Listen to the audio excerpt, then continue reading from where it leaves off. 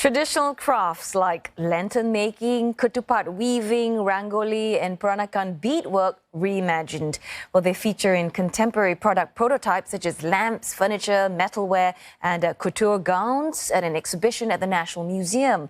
This is all part of the National Heritage Board's inaugural Craft and Design Showcase, where local designers collaborate with a craft veteran to bring these designs to life. So from now till 31st of July, members of the public will be able to view these prototypes and learn more about Singapore's cultural heritage and diverse crafts.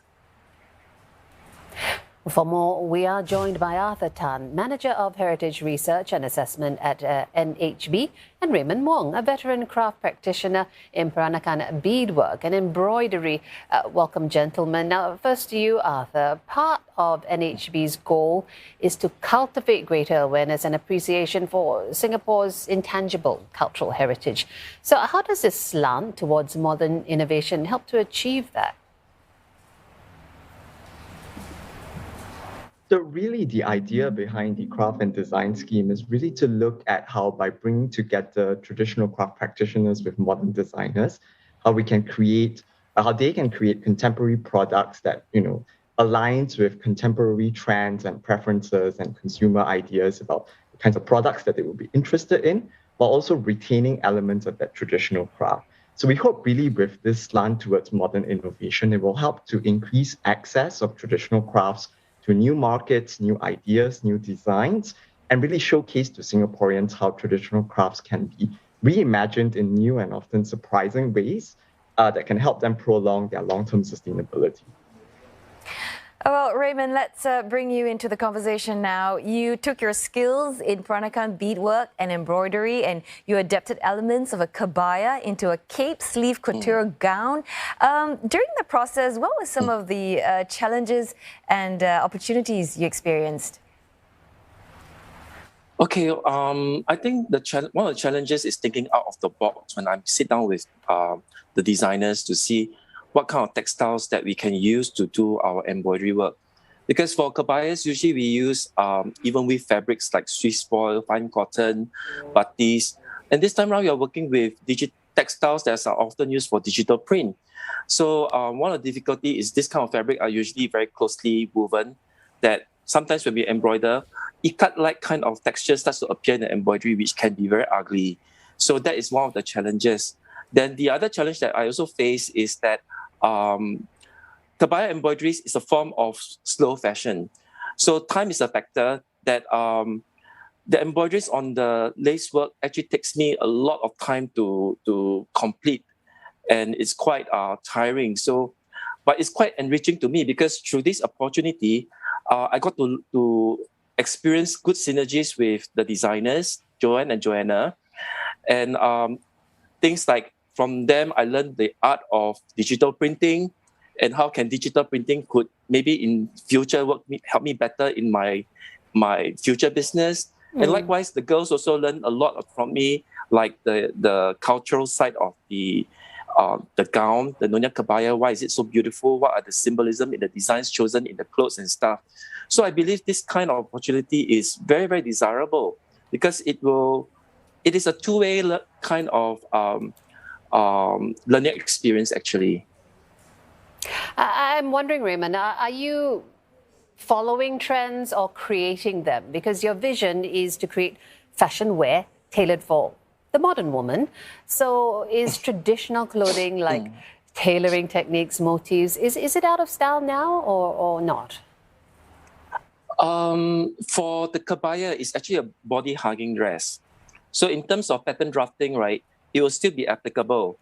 One of the more applicable part is when we do kebayas for most of my customers, those who requires custom making, you really need the know-how of how to take the measurements and draw a very good bodice cut for them.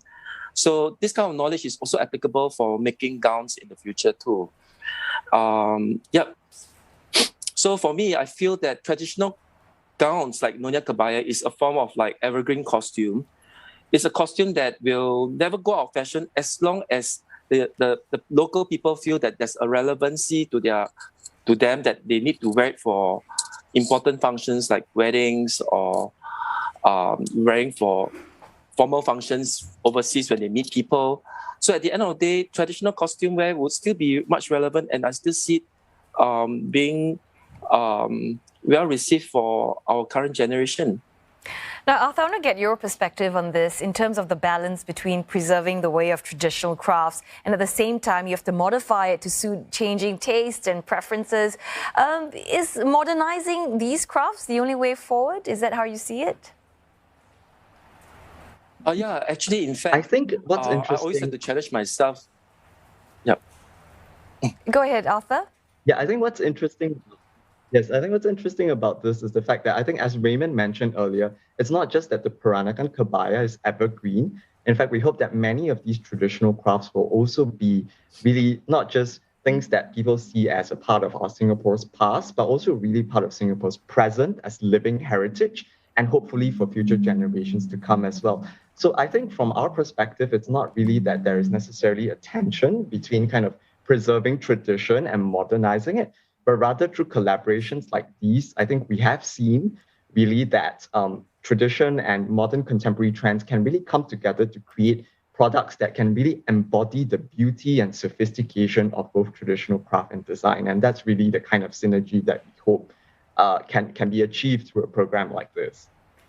And very quickly for both of you, starting with Arthur first, I'm wondering, a big part of your job is to reach out to new groups of people, attract new people to the museums and to learn about our heritage. I can see the women and those that are interested in digital, and tech. How are you going to preserve traditional crafts in a way that attracts those that are hard to reach? And Raymond, for yourself, do you see the possibility of passing on these crafts to the next generation?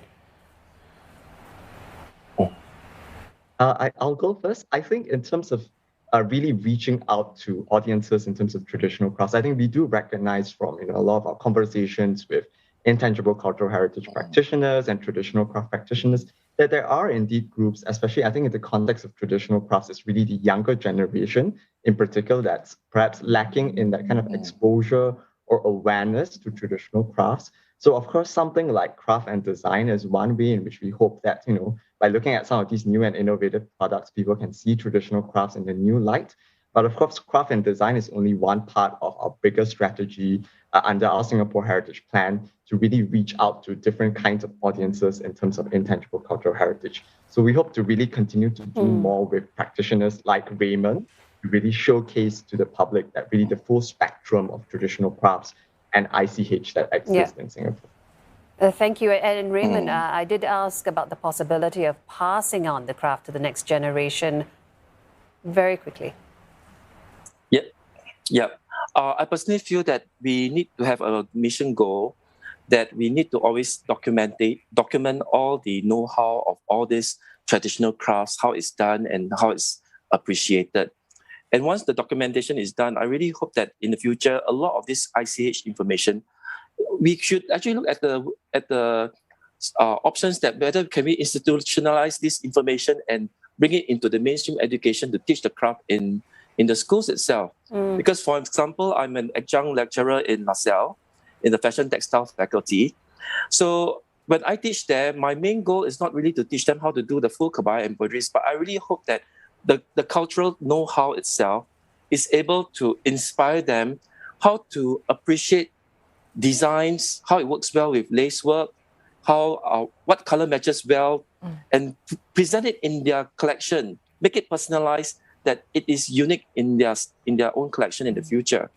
Well, so, I'm afraid that's all the time we have. By going in this direction, it will Thank you good. very much, Arthur Tan from the National Heritage Board and Raymond Wong, veteran craft practitioner of Peranakan beadwork and embroidery.